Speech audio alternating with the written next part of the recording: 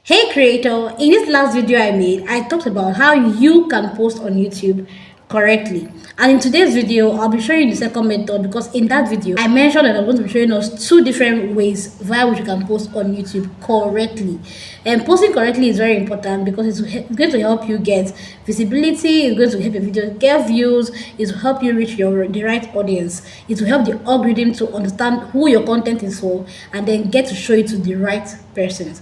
All right, without taking so much of your time, I'm going to go ahead and show you a screen record where I explained step by step how you can, go ahead and post on YouTube the right way.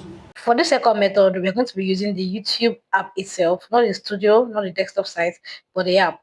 So you open the app, and then when you have the plus sign right here, you will click on that so that you can have access to your files and your videos. When you click on that, you see all the options: video, shorts, live, and then post. You click on videos, and then go ahead and pick the particular video you want to upload. Ensure you record the video on landscape mode or and also ensure that the video is at least 3 minutes long, 3 minutes and above. Ideally it should be at least 8 to 10 minutes, because when you finally get monetized, you want advertisers to pay you for that video. It has to be 8 minutes for them to pay you. Now when you're done with all of that, you go ahead and begin to put the information that you're going to use for the video.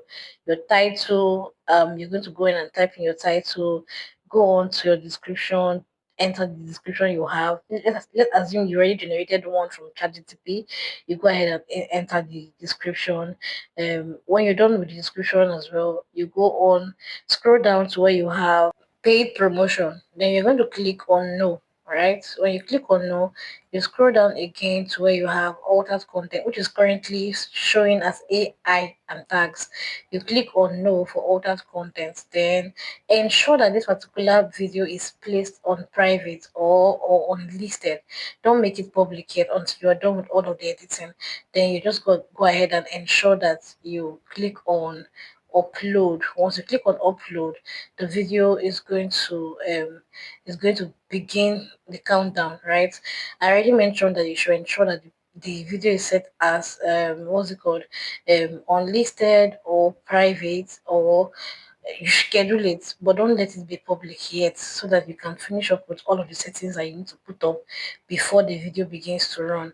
Then also don't forget to put in your thumbnail. It is important to put in your thumbnail.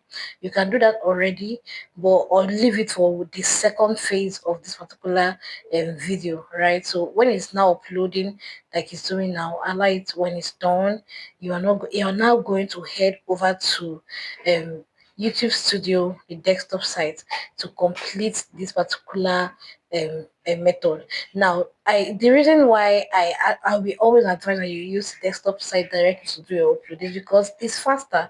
It's for me. I believe it's faster because I don't have to shuffle between the YouTube app and the YouTube Studio, right? I don't have to shuffle between the both of them. I'll just do it from one spot. So now you head over to the desktop site, right? Head over to desktop site, click on it, you see the pencil icon. That will help you and allow you to edit. What do you want to edit? You want to put in tags to this video, right? You want to put in tags, you want to put in playlists and the rest of them. So you're going to go ahead, check the description. If you have anything that you want to edit or remove, or anything you want to spell out well, go ahead and edit the description. Include a link, right? I always ensure that I include a link to my description. That makes my video rank better.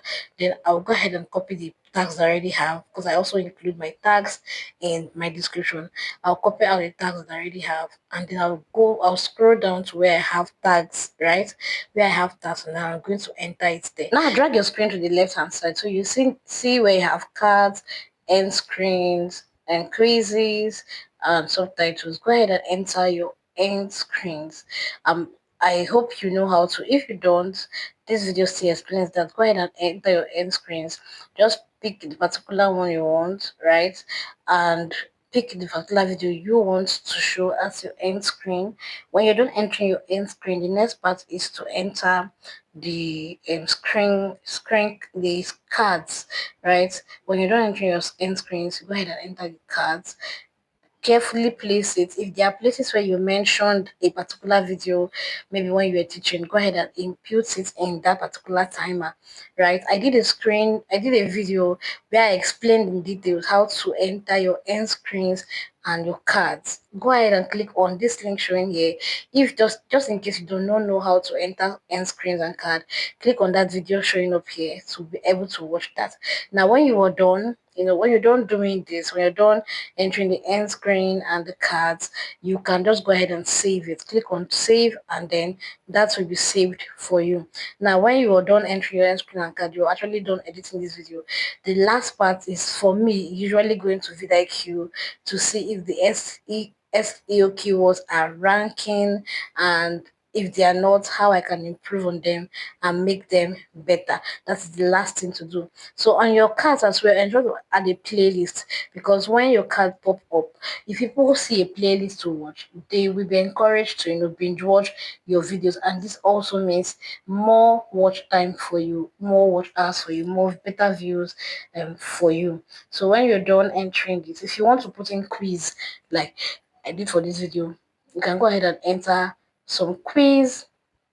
Enter some quiz, and this is it. You're done with editing this video, you're done with uploading, you're done with everything. After watching a particular method, I'll also advise that you watch the first one so that you see how it is also done from the YouTube studio.